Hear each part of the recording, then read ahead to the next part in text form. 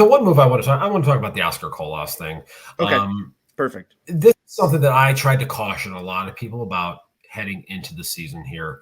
The concerns with the plate discipline, the strikeout to walk ratio, the last half of 2022 in Birmingham.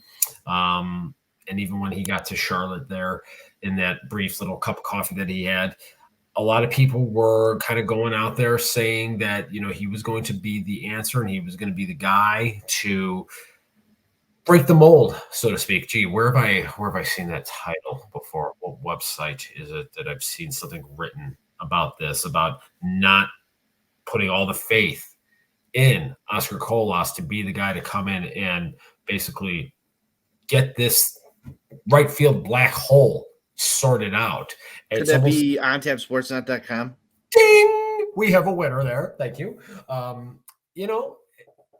This is where I feel like I'm a broken record when I talk about this team's inability to fortify a roster and provide competency from 1 through 26. A competent organization would have gone out there and would have tried to create some level of certainty so that you're not relying on an unproven Oscar Colas, who does have some skill set concerns still at this point here. And unfortunately, they were exploited here in his first cup of coffee in the show. I'm pretty sure I had said on this show in a season preview episode that I've bought this car a couple of times. Overall, it feels like, we've gone to this car dealer and bought this car before.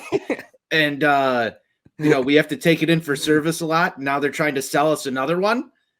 And I'm just like, I don't know if I want to sign this contract. I just don't, because it's so scary. Every single time, it's always got problems. What I'm actually impressed with is that they sent him down.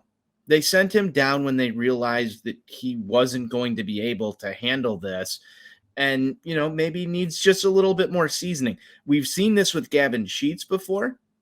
We've seen this with a couple other guys before, but it was something that the White Sox were unwilling to do with guys like Eloy Jimenez, Yohan Moncada, when they first got their first tastes here.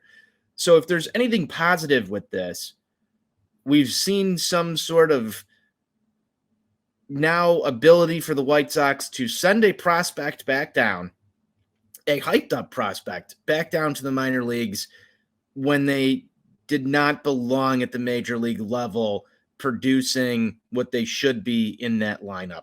Now, I don't put guys like Lenyn Sosa in that class. I think he's a little bit of a notch below Steve. But for Oscar Colas, I think he's one of your top guys right now.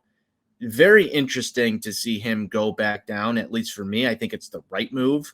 I think it's going to spark him. And I hope that the excitement that he had making the major league roster out of spring training is something that he looks at right now and wants to get back to, because that's the success that he needs to see. That's the success he needs to want. And that's the success that he's going to need to achieve, like he saw in spring training, to get himself back up to right field. But again, like I said before, we've tried selling this car to White Sox fans before. I didn't want to buy it right out of the gate. You and I know how we both feel about spring training. I think people who've tuned into the show for a long time know how both of us feel about spring training. So I'll leave it at that. But I want to see this light a fire under this kid's ass, and I want him to come back better than he was in his first month. I don't know about you. That's how I feel on this move. I thought it was a good message sender.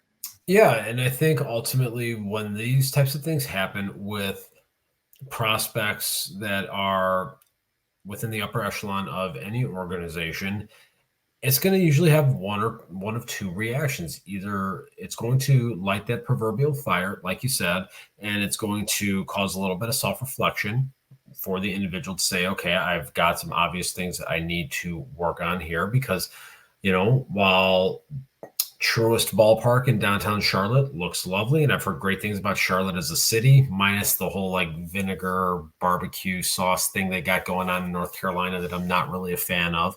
I've heard Charlotte's a really nice city, but that's not where you want to be ultimately right now. So he's gonna do that self-reflection, whatever it is going to take for him to figure out and develop that plate discipline and get to a point where he can put himself in a position to be dangerous in the batter's box with more consistency, he's got to find a way to do it.